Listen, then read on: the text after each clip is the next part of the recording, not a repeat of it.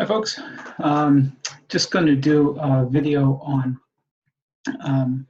working with Microsoft Teams and sort of the general ways that you can give assignments and post things, do quizzes, and then I'll get some of the students to respond to it, and then I'll show you how to do feedback and some marking. So in order to start Teams, I'll just bring up my browser, and there it is. And again, I'm going to go to Atlantic School District East, and up here is a staff link, and I'm going to go through Office 365 apps. And when I go in here, I should be able to see the link to Teams. And there it is. And so I'll click Teams. Now, what I've done since I was last online is I created a demo class. And the demo class has just got a couple of volunteer staff members in it. And it reloaded right to it. So that's actually not what I want. Let me back out. When you come on, again, you're going to see a list of teams like this. And just like I showed you in the previous video, sort of the primer teams, you know where to go and identify who your kids are. If I scroll all the way down, you can see there's that demo class. And so I'm going to open that up. And I haven't done anything to it at all except literally activate it. And so you can see that like I said in the last video, everything just looks exactly as it did. I misspoke once in that last video, and I want to bring that up. I said if you type an ampersand, and what I meant to say was if you type an @ symbol. So if you type an @ symbol and then demo class, for example, then I would be able to post that in this conversation, and everybody in the demo class would get it. I said ampersand and meant that. So I'll just set this up normally. If you want, you can go up here and you can change the picture and turn it into something nicer, more appropriate to your subject. I'm not going to bother with that and that. Just you can certainly play around here. You're not going to do anything wrong. What I'll look at here is I'll show you how to upload some class material. So if I click that, you'll notice that it automatically jumped from posts to files. And we're just waiting for the screen to refresh. There we go. Drag files here, it says. You can definitely do that. I'm going to click upload, and I'm going to upload some files. And what I'm going to do is I've put some files right here. I put a mock test, and I also put a PowerPoint, and I'm going to upload those. And you say it's uploading 2 items. And there they are. And so now what's interesting is that when the kids come in, what will happen is if they're using the Teams app on their phone, there's a post, there's a file very similar to what you see here. And if they click files, they're going to be able to see those 2 files. And if they want, they can read them, they can download them, they can do whatever it is that they want to with them. And so uploading class materials is really pretty simple. Let me pop back out to posts again. Let's say that what I want to do is I want to start a conversation, and so I might start saying, conversation, say, let me know what you think of this. And then if I want, I can attach. And so if I wanted to go out here again, I can attach anything. So here is a digestion worksheet that I once had, and I can attach that right there and say, yep, that's what I want. Close it. And now what's going to happen is when I click send, there we go. It's going to say, let me know what you think of this. And when the kids click into that, they're going to be able to see that document, that digestion worksheet that I put up there. Again, if I go back to files, you'll see those files that I uploaded. There they are. Now, if I go to class notebook, this is where this can get very handy. When you first go here, it says set up a OneNote class notebook. And if I click this, I can go from existing notebook content or blank. Well, I'm going to go blank. right? And here it tells you what a collaboration space is, what the content library is, and what the student notebooks are. And I'll say, okay, that's great. Those are sort of defaults. And I'll hit next. Now, if I want here, it's going to show me the student name and any handouts that I gave them, or class notes or homeworks or quizzes. I can change those. I can delete them. I can add others. Tailor it to what you see fit. So every student will have their own page, and underneath that we'll have handouts, class notes, homework, and quizzes. Like I said, I can remove those. Let's say I'm not going to give homework, I'm just going to give some quizzes. I can delete that. If I want to add a section for discussion, I can do that. And so now, and by the way, I can go back and modify that later if my decisions, if I change my mind later on. So now I'm going to create that. And so now it says it's getting it ready. It'll take a couple of moments. And when it does, it'll pop up and it'll look very familiar to anyone who's using OneNote. And this is a really good place where you can take notes and take images, JPEGs, and put them in an organized way. Here it explains in your notebook what each section does. It's very straightforward. You can read right through it. There's no mystery there. And this is that welcome page. So if I say click back to my navigation panel, now I can see there's my 3 kids, Allison, Bartlett, and Reva, and Ian. These are just staff members. And so now I can have a collaboration space. If I click on that, any of the students can now write on this collaboration page, and we can all see it, and we all have the capacity to alter what's on there. Content library, that's specifically for me. I can put notes up there, and they can see them, but they can't alter them. And then each of these students have the capacity to have their own page, and in that own page, because I deleted the homework, it's handouts, quizzes, and class notes. And again, down here, if I want, I can add a section right here. Like I said, I'm not locked in. Typical Word processor type things, I can put colors and highlight stuff. It allows me to give really good feedback on what it is that they do. Okay, so let me back out of the this. I'll just go to posts, for example, close the notebook right up. Let's say that I want to give an assignment. I want to give an assignment to, doesn't matter whether I give the whole class or just 1 or 2 students, I can do it either way. Now there's a couple ways to access. You'll see assignments here. You'll also notice that down the side here, I can create assignments. I can also go to the calendar and schedule a meeting, or I can schedule when I want an assignment due. But for right now, I'm just going to go to assignments. And now I get the opportunity to choose a class, and I'm going to choose this demo class. It's right there. And I'm going to click next. And it says welcome. And we can create assignments and quizzes and timelines and grading rubrics and all that cool stuff. I'm going to get started.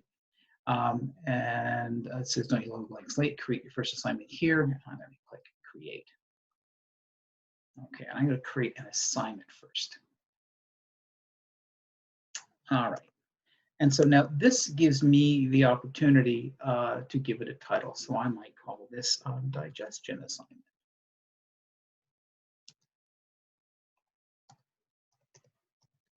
And my instructions. And I might say, please read the following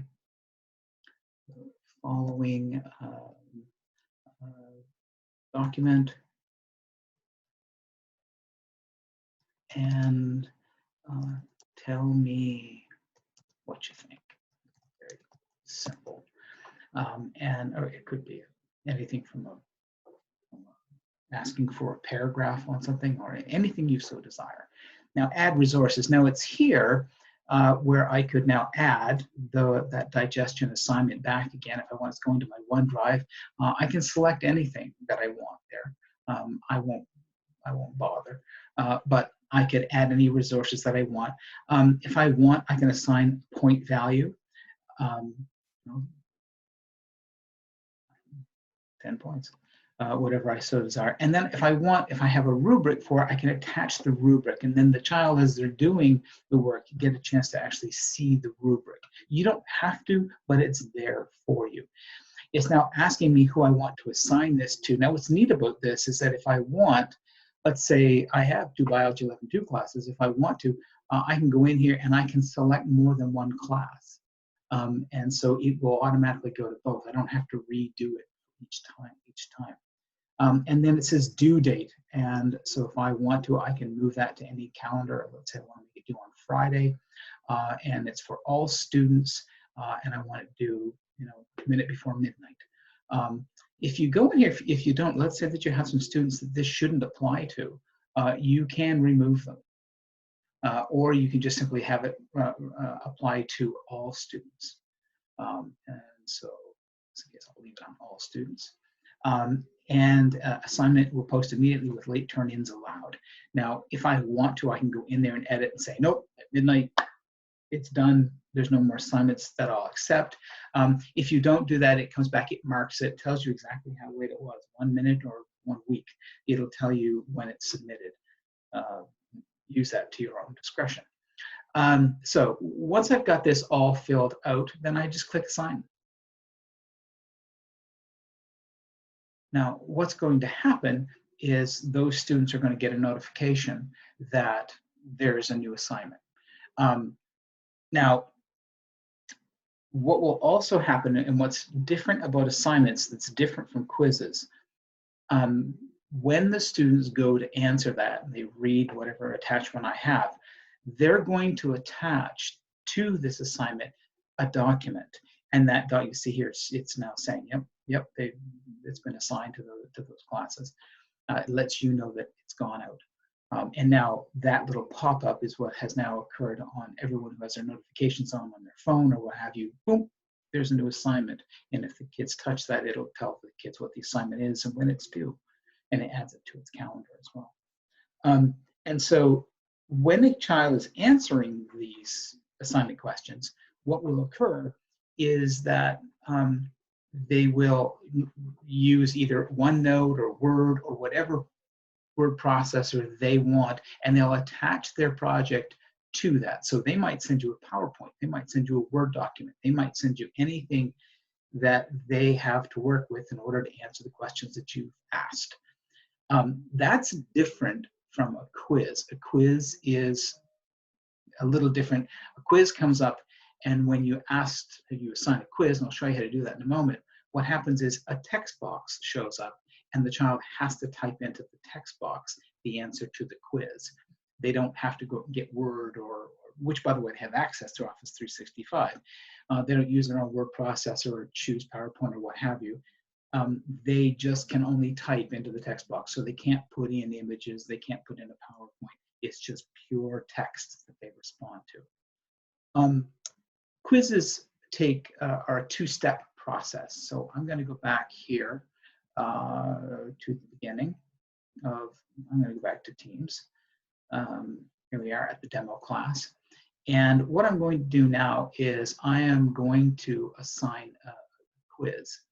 And so in this case here, the simplest way would be if this little waffle that you see up here, these little 9 points, if I click that down, oh, I don't see it right there. Well, let's go the other way then. Right. If I pop out, you should see forms. There it is right there, forms. Now, in order to give a quiz, you have to create a form first. That's different from an assignment. Assignment, you don't have to create anything like that. And so you have to click Forms and then type in whatever it is that you want the form for. And so in this case here, I'm going to say that this is a new quiz.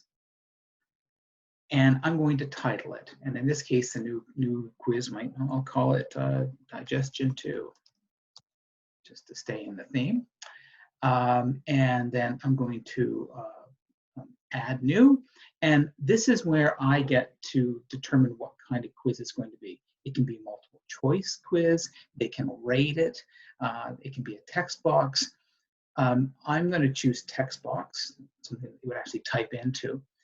And what I'm going to do is I'm going to make it a long answer. That means that the text box will scroll down. If the kids' answers are more than 1 or 2 or 3 sentences, they can keep going.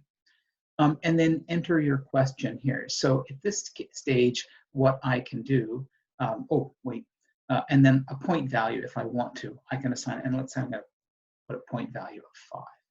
So here I want to type in the question. So the question might be, what is the purpose, if I can spell, purpose of the villi and microvilli?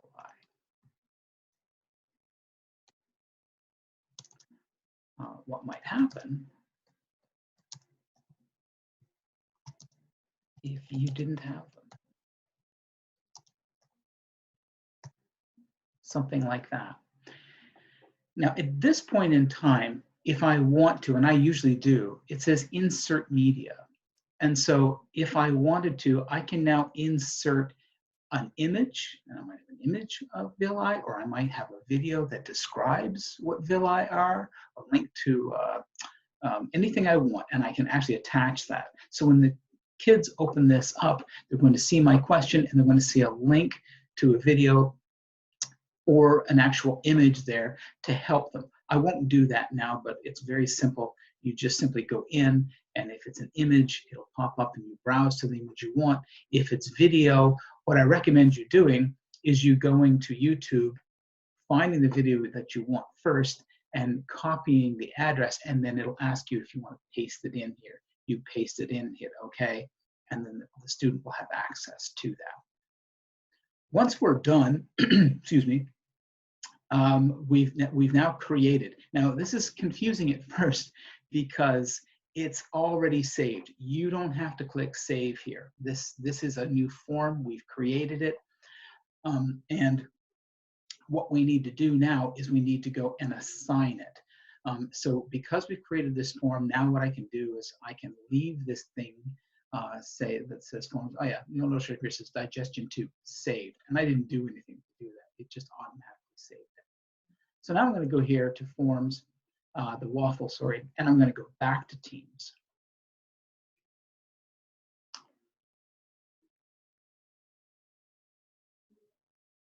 And I'm back in my demo class. And so now you can see that I'm here and I'm under my same demo class. And I'm going to go in under assignments. And once again, I'm going to click this class, demo class, next. And I can click multiple if I want. Okay, you can see that I have an assigned project here. That is that one that my digestion assignment that I did just a moment ago, not the quiz, but the assignment. 0 of 3 have turned in. So if I want to, I can see and say, oh no, however many turned in. It'll also tell me how many I've reviewed. So let's say that 3 out of 3 have turned in and I have 1 reviewed. It tells me I still have 2 more to mark, and I can just click that and it'll take me to those 2 that I need to mark, and how many I have graded. Here I'm going to hit create again, and it's going to ask me, do you want another assignment or a quiz? And I'm going to say that I want a quiz. And what it will automatically do is it will take me back to forms where I created that form called digestion 2. And it even says digestion 2, you made that today. And so I'm going to click that and hit next. And so now it's going to use that form. Instructions, I don't have to give any further instructions. Are actually in the form. Its name is digestion 2. I can change it if I want to. 5 points possible because I put that in. It's going to be assigned to demo class. Again, I can pop that up and assign it to multiples. Right now, it always default makes it assigned for that day, which isn't fair. I'm going to go to Friday again, same as the other assignment. And when I am done and I'm feeling happy, what I can now do is I can save it, and by the way, I would save it if I was going to assign it later. But right now, I think, nope, I'm going to assign this. Right. And so now you can see I have that digestion assignment, and now I also have a digestion 2 quiz. And again, notifications popping up to me, letting me know that I was successful. and that it has been assigned. And so now when the kids look at posts, they'll see, oh, look, there's two things I have to do. There's a digestion assignment, where they have to go and type something up in Word and then submit it. And then there's that digestion 2 quiz. And in that one, a text box will pop up and I have to type my answer in that way.